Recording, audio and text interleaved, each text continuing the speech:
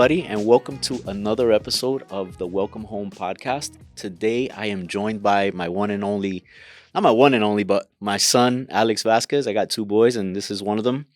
Alex has been in the industry for about 3 years, right? 3, 4 years now? Yeah, a little over 3 years. Good for you, man. Happy for you. It's crazy because I've been doing it 3 years, and every day I wonder how you've done it so long. Man, 20 years, man. I just put out a video last week, a little clip, and it was kind of commemorating my 20-year anniversary in the business. Yeah. And funny enough, right? So part of that in that video, we asked our viewers to, chime in and let us know what they'd like for us to talk about on our podcast. And we got a message from Kenya, who is not only family, but she is a client of ours, right? And my cousin Joey.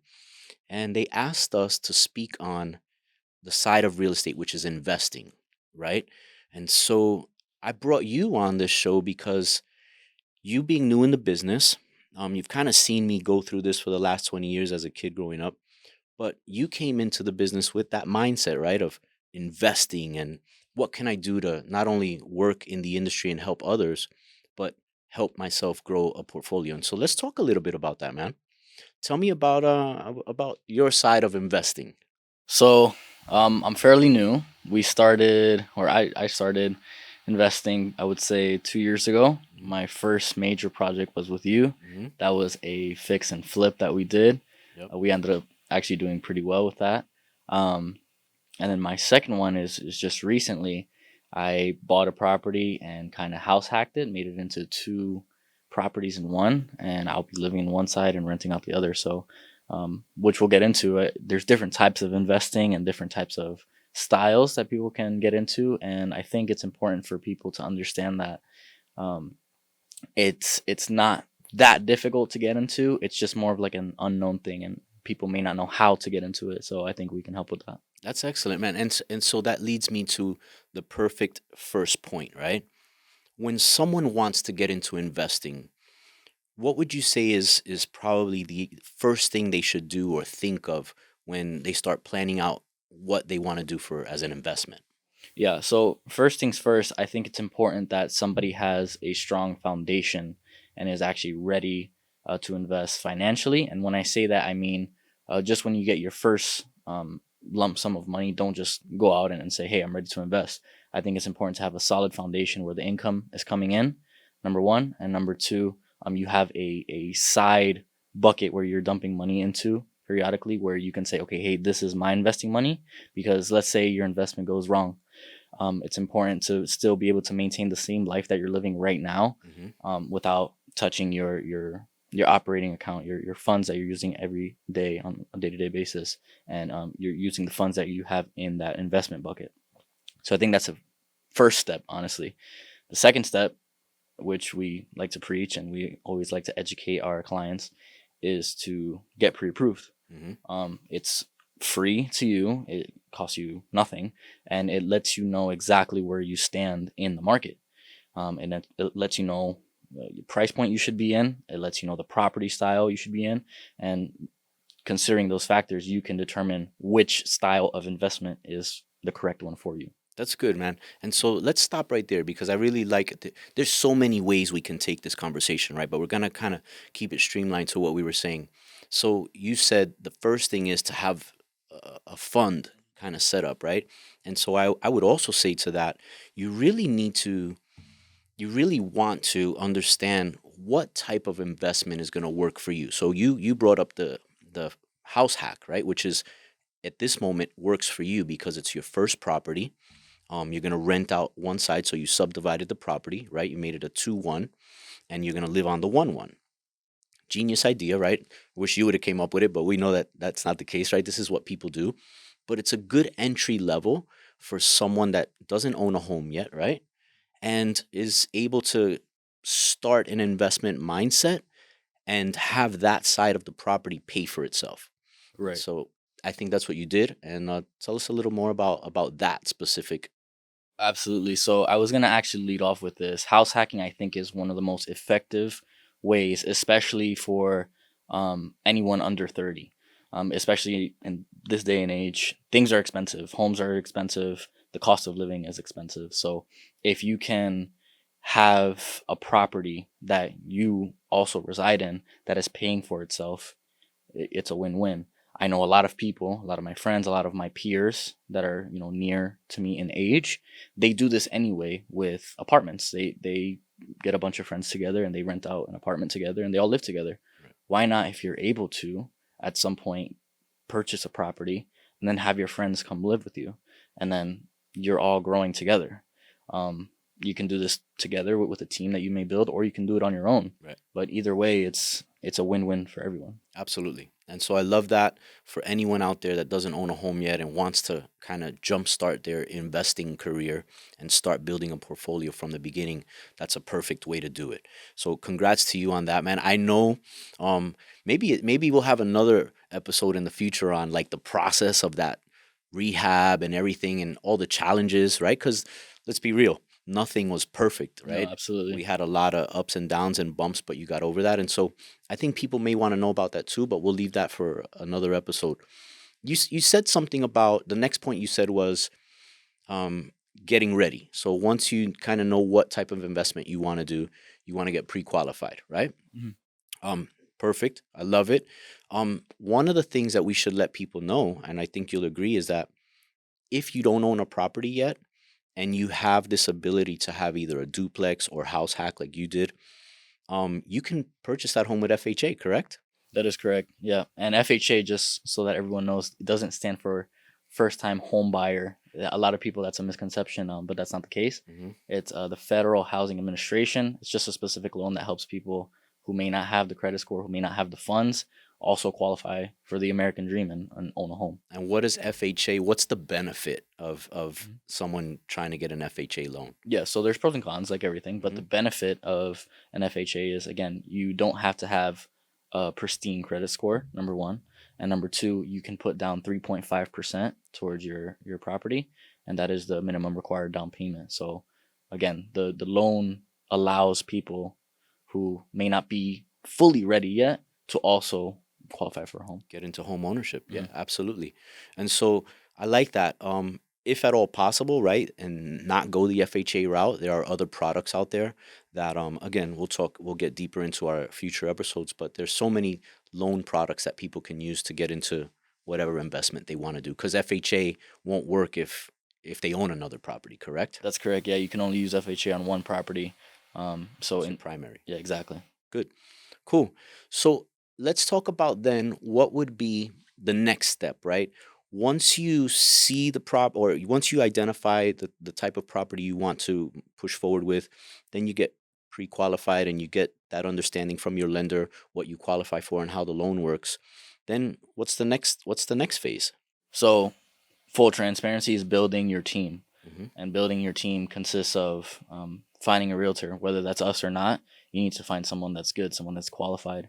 I encourage anyone watching to, if you're watching this, you have some type of interest, take a deeper dive into us and learn why we've been successful over the past years. And I think it's important to build your team, someone who's not only knowledgeable in the field, but also has the connections in the field. For example, we have multiple lenders that we can call. We have multiple inspectors that we can call. We have multiple title reps that we can call for any situation that we may be in. And that's pretty much it. Building your team.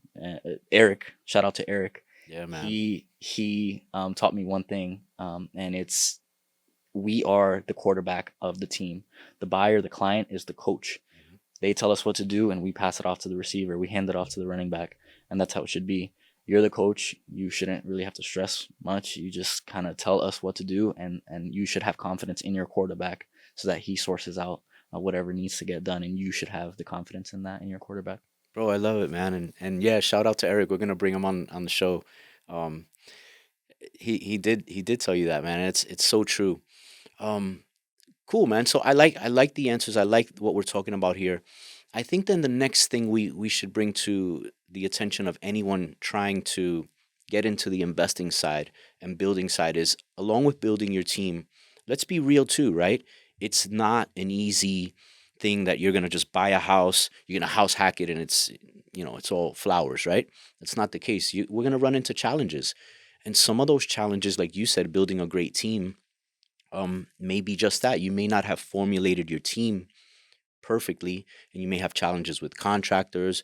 You may have challenges with, things that you find once you break a wall here or there, right? And so these are all the things that people also need guidance with when going into investing. And again, I love what you said. Shout out to your realtor, shout out to us, and we'll help you, right? Mhm. We will get you there. um and let's kind of wrap up with saying, what are some of the things that you would tell a person that really doesn't know what they want to do yet? They do know they want to start building a portfolio. What are the one, two, three steps that you'd outline really quickly for them to reach out to you? To reach out to me, Yeah, absolutely. number one, swipe up. Just be open in communication, and we're very easy to talk to. Hopefully, as you can see on this video, but it's really more of a conversation. Like when you have interest in buying real estate, these conversations that you have with us are free. They're no, we don't charge you for them. It's zero obligation. You don't have to work with us. It's just starting to get the wheels turning and really understanding and learning about the process. Me personally, once, sometimes twice a month, I do seminars and webinars Yep. where, again, they're free of charge. You can go and just simply learn. It's a 45-minute thing on a Saturday. And again, it's all about education. Like, it doesn't hurt. So I think losing the fear of getting out there and the fear of maybe not knowing Mm-hmm. holds back some people. Mm-hmm. And I think that is something that can be easily overcome by just saying, hey, like, let's just do it. Let's just go learn something today. Cool. I love it. Listen, I know this conversation that we just had really quickly is for someone that doesn't know, right? Is doesn't know how to start, how to jumpstart their investing career or their investing portfolio. And so we laid out a kind of a simple foundation, right, for someone that doesn't know. But I do want everyone else to know that we are very well versed in the investing industry for the intermediate investor and probably even for the advanced investor, right? We have tactics and strategies that we can share. For instance, multifamily, right? Once you're past that basic level and you want to get into multifamily is like a rocket. It's a just a Yeah. jump start to another level of investing, right? So multifamily, and how do you finance through multifamily? You can do seller financing, you can do private lending, but there's also different types of commercial lending that you personally don't need to qualify for. The property needs to qualify for. Exactly. And so these are so many topics that we'll continue to talk in the future. But I just want everyone to know out there, no matter what level you're at, reach out to us because we have some knowledge that we can help share with you to get you to your next level. Yeah, and I also think it's important to know that we've just, in this 15-20 minutes that we've been talking about our personal investments. On a business level, we work with investors on a day-to-day basis. Correct. I would say more than half of my buyers are investors and people who are looking to buy short-term rental Airbnb homes from all over the world. Yep. Um, buy holds where they purchase property, value add, and they hold it. Yep. And then the typical fix and flip with people who are just looking to make a quick deal. So we're well versed in every type of investment, and we can help you with that. Yep. And we say we can help you, and we've also kind of put the proof in the pudding, right? Because we've done that. We've done the fix and flips. We know how to do it. We have a team that helps do that. You've done the house hack piece. Congrats on that. And so we understand that portion. I own an Airbnb in Puerto Rico, which I use as a personal residence, which you know, obviously, and we rent out. And so that's a business in itself. And we have some multifamily opportunities. Shout out to Eric on that for getting us involved in that years ago. Um, and so there's a whole variety of investing that we can talk about, and this is a topic I'm really passionate about. So we know it, we've done it, and we can share that with the audience and the people that want to. So 100%. reach out to us, right? Yeah. How do they get a hold of you if they need to? So my phone number is 321-443-0165. Alex Vasquez Jr. _ on Instagram. I'm easy to talk to. Yeah, That's, he really is. yeah. He's a great guy. Just Not just because he's just my son, but he's just a great guy. gotta keep it real. Like, just it's a conversation. That's it. It's all good. That's all it is. And so anyone out there that wants to reach out to us, you can swipe up on Instagram. You can leave a message. My direct number is 321-443-3483, and we're here to help. We'd love to hear from you. So thanks for listening, and look forward to talking to you again on the next one.